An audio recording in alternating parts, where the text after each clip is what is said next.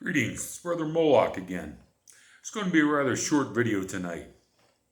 What we're going to talk about are the principles of the Kabbalion, the 7 Hermetic Principles.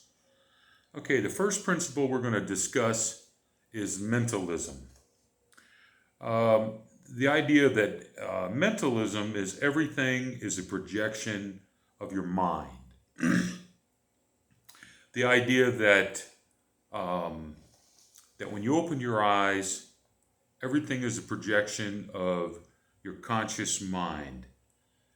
When you look out into the world, it is a projection of your 5 senses. Okay? So when you perceive, or your perceptions, whatever you perceive, that is part of the principle of mentalism. So it's also a reflection of your back of yourself, what you perceive of the world around you. Okay, so mentalism is the first Hermetic principle.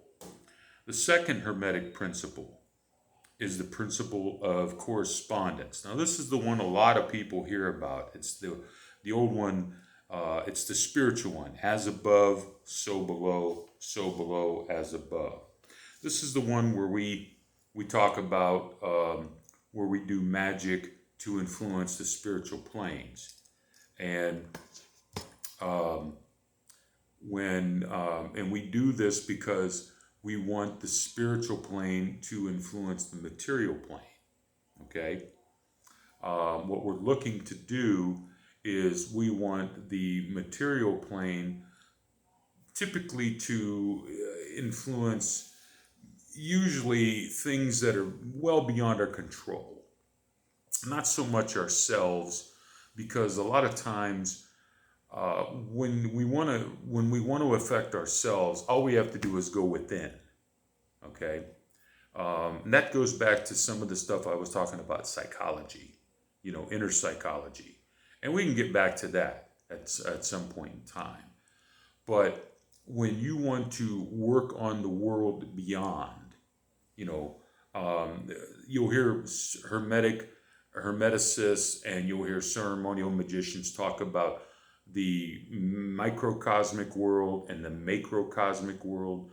The microcosmic world is your world, your inner world, all that's inside your noggin. Okay, all the worlds within, and it's many worlds within, not just one world, many worlds within. Layer, and might call it. I like to tell my students. I say I like to take um, the layers, and I like to use Shrek's. Like the ogres are like onions. They have layers, and it's true. We're all like ogres, and we're all like an onion. We have layers, many of us, and that's part of what I've taught my students about. I said when you use an uncrossing ritual, you're peeling off layers of yourself, and a lot of these layers are laid upon you either by yourself or by others. Okay.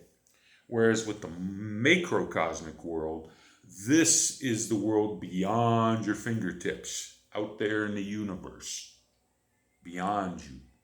Okay? So, as above, so below as above. The idea is that what you affect inside will affect the outside.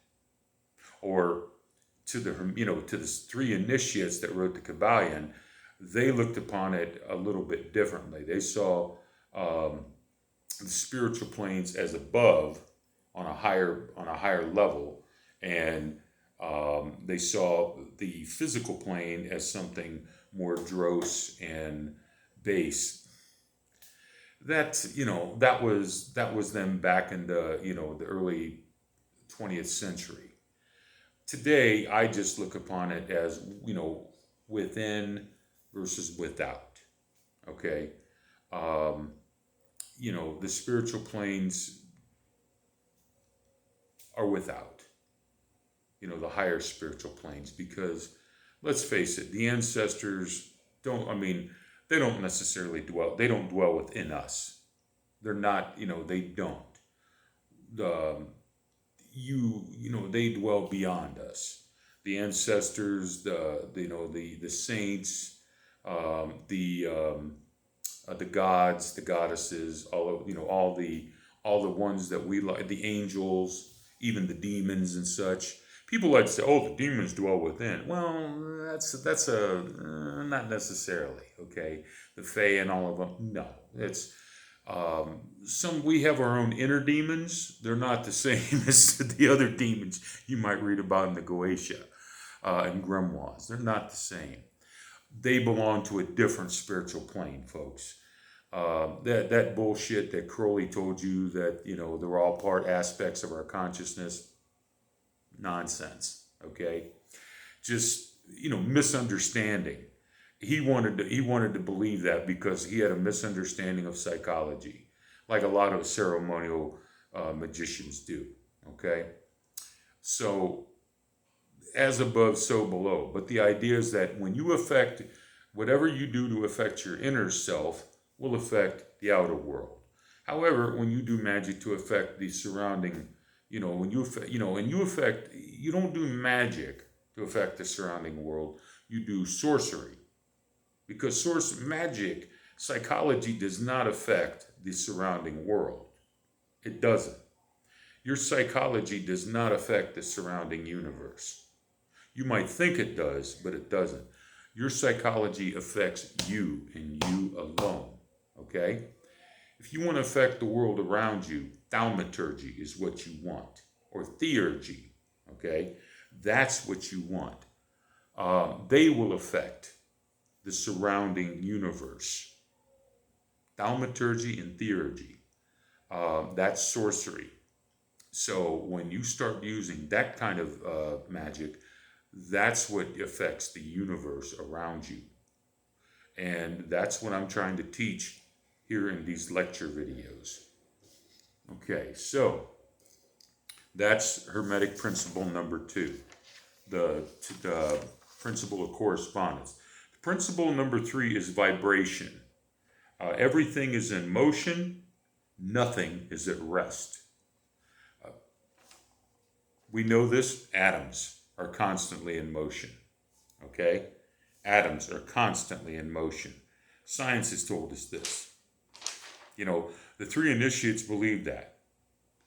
They probably learned it from science back then. But, and even our subconscious mind, the right brain is constantly at work. It's the computer part of ourself that is constantly working while our left brain is asleep, our subconscious mind is at work.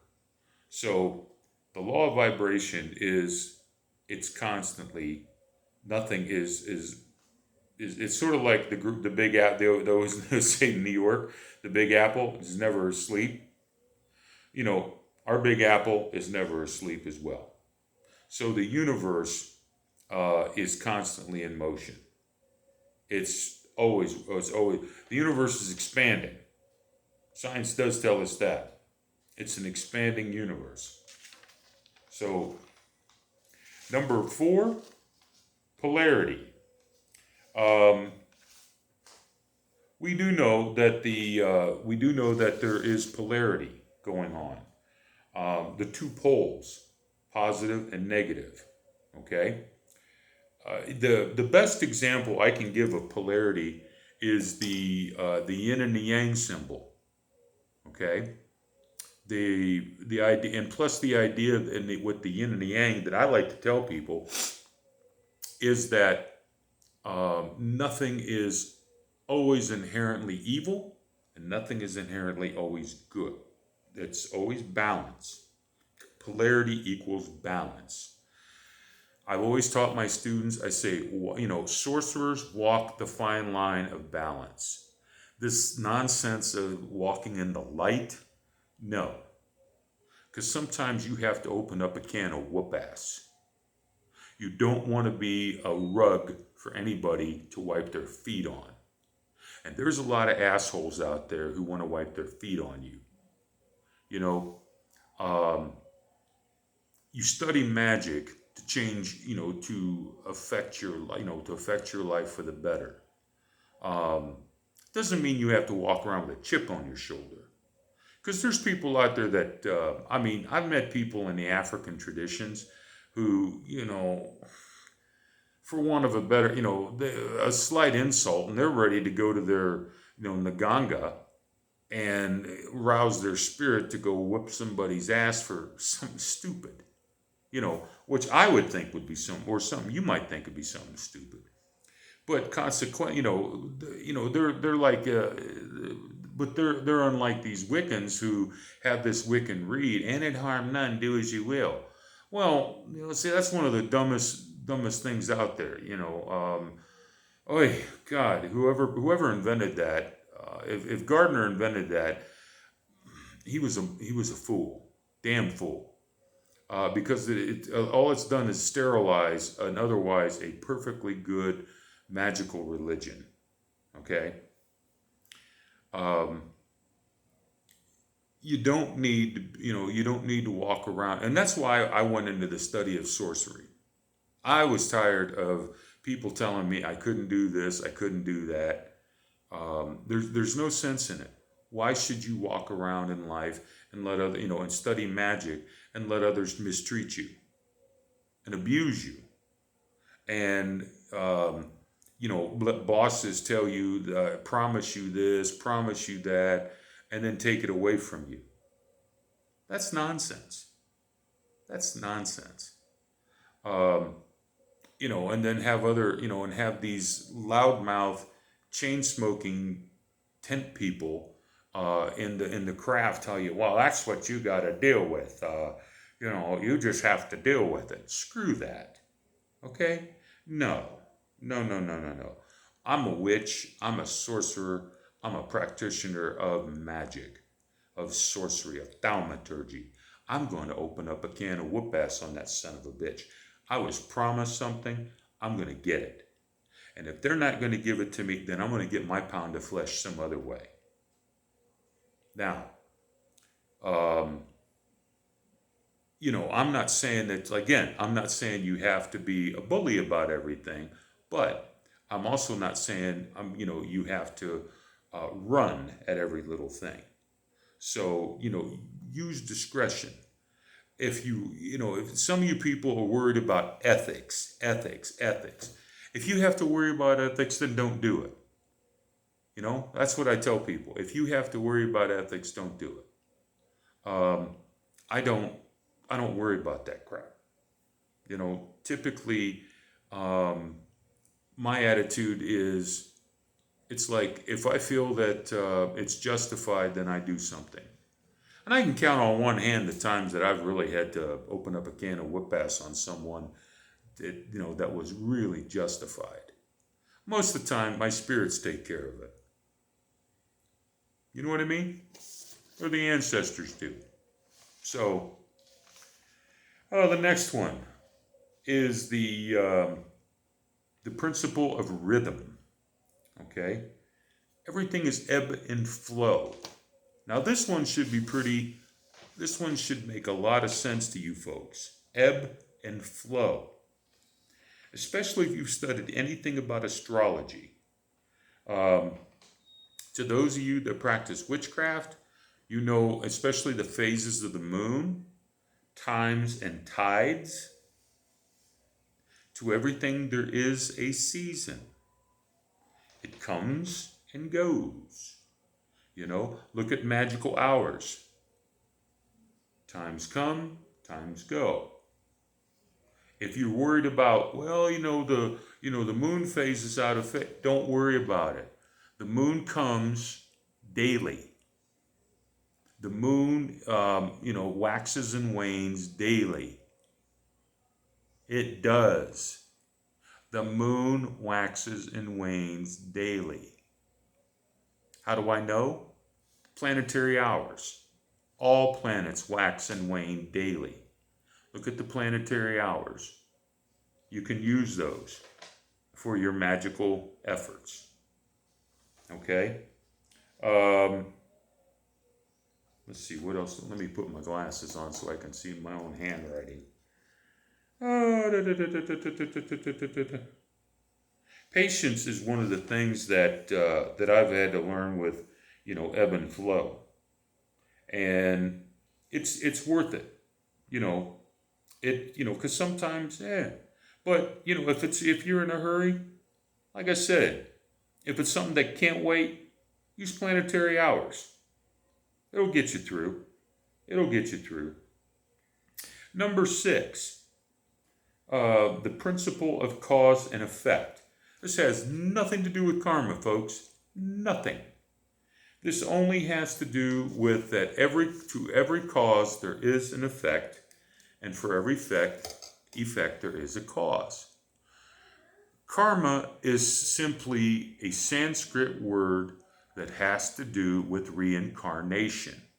If you doubt me, go look it up.